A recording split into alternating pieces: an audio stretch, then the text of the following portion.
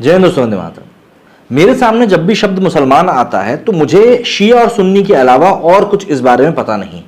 मैं यही मानता हूं कि भाई जो मुसलमान होते हैं उनमें जातियों के आधार पर भेदभाव नहीं किया जाता।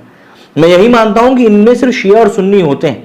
लेकिन अभी अभी एक खबर के ऊपर नजर पड़ी, उसको पढ़कर वाकई में लगा कि यार भेदभाव इतना ज्यादा। मतलब सिंगापुर में एक जगह पर इफ्तारी के लिए मिठाई बांटी जा रही थी मुसलमान समुदाय में, लेकिन वहां पर एक भारतीय मुसलमान परिवार को मिठाई देने से मना कर दिया गया और बाहर निकाल दिया गया। यह अपने आप में एक बहुत ही घृणित कर देने वाली खबर है।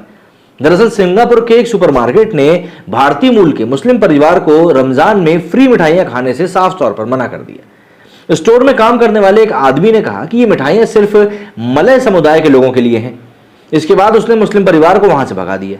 मामला सामने आने के बाद सुपरमार्केट ने माफी मांगी। दरअसल 9 अप्रैल को 36 साल के जहांबर शाली अपनी पत्नी फरहान आद्या और 2 बच्चों के साथ नेशनल ट्रेड यूनियन कांग्रेस के एक सुपरमार्केट में गए थे। यहां फेयर प्राइस की एक दुकान पर रमजान खोलने के लिए मुफ्त में मिठाई खिलाई जा रही थी।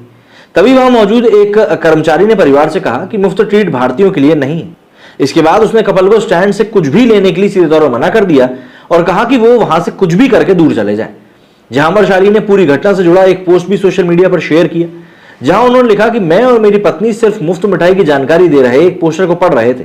तभी एक कर्मचारी ने कहा कि यह भारतीयों के लिए नहीं। उसने कहा कि उसे सीनियर अफसरों से मिठाई सिर्फ मलय समुदाय के लोगों को देने के लिए कहा गया है। हमें यह बात बहुत अजीब लगी और हम वहां से चले गए। सोशल मीडिया पर पोस्ट वायरल होने के बाद फेयर प्राइस स्टोर ने माफी मांगी। स्टोर की तरफ से बयान जारी करके कहा गया है कि उन्होंने मुस्लिम परिवार से संपर्क किया है और इस समस्या को तुरंत सुलझा लिया है। साथ ही उन्होंने अपने कर्मचारियों को भी जरूरी हिदायत दी। स्टोर पर इस तरह की घटनाओं को गंभीरता से लिया जाता है, और वो भी रमजान के पाक महीने में जब मिठाइयां मुफ्त में मिल रही हों। तो ऐसे में इफ्तार पैक सभी मुस्लिम ग्राहकों के लिए है।